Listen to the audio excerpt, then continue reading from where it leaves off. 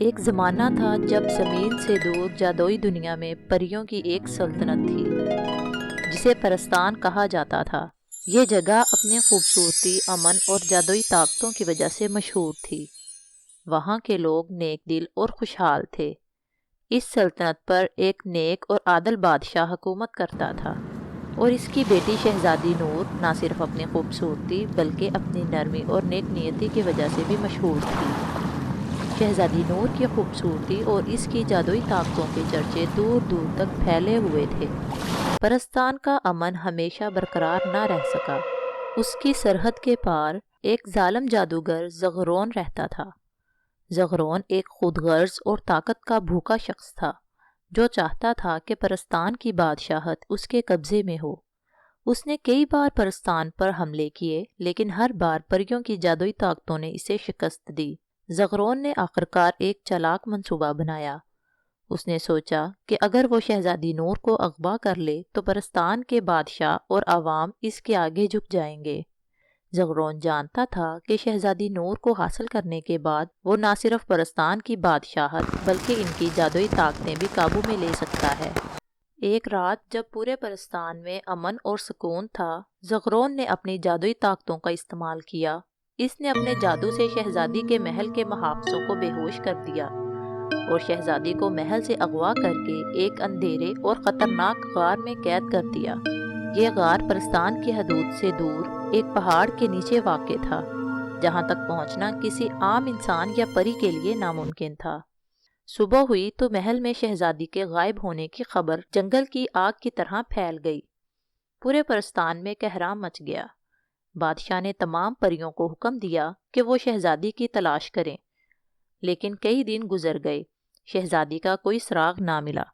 پریوں کے بادشاہ نے اعلان کیا کہ جو بھی شہزادی کو ڈھونڈ کر لائے گا اسے بہت بڑا انعام دیا جائے گا اور وہ شہزادی کی حفاظت کا حقدار بنے گا۔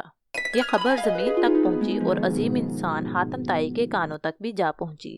حاتم طائی اپنی سخاوت، بہادری اور انصاف پسندی کے لیے مشہور تھا۔ وہ ہر مظلوم کی مدد کرتا اور اپنے وعدے کو پورا کرنے کے لیے کسی بھی حد تک جا سکتا تھا۔ حاتم طائی نے پریوں کے بادشاہ کے دربار میں پہنچ کر کہا، بادشاہ سلامت، مجھے اجازت دیجیے کہ میں آپ کی بیٹی کو تلاش کروں۔ میں وعدہ کرتا ہوں کہ میں شہزادی نور کو زندہ اور سلامت واپس لے آؤں گا۔ حاتم نے اپنی جستجو کا آغاز کیا۔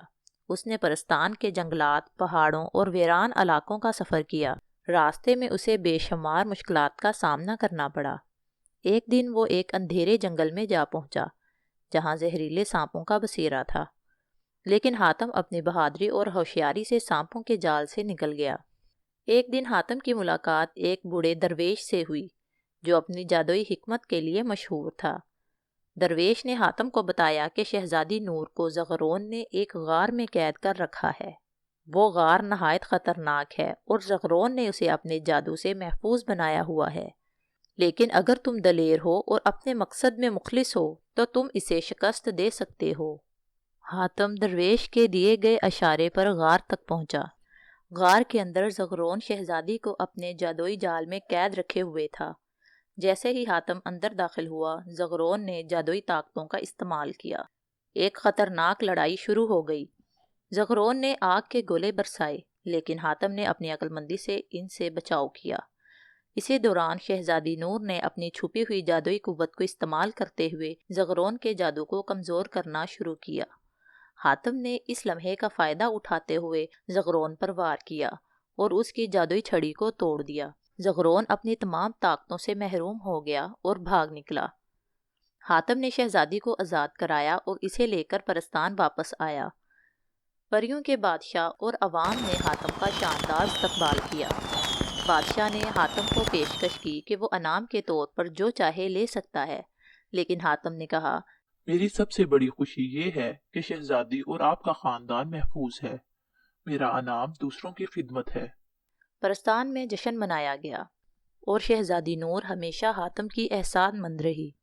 یہ کہانی ہمیں سکھاتی ہے کہ سچی بہادری اور قربانی سے نہ صرف کامیابی حاصل ہوتی ہے بلکہ دل بھی جیتے جا سکتے ہیں۔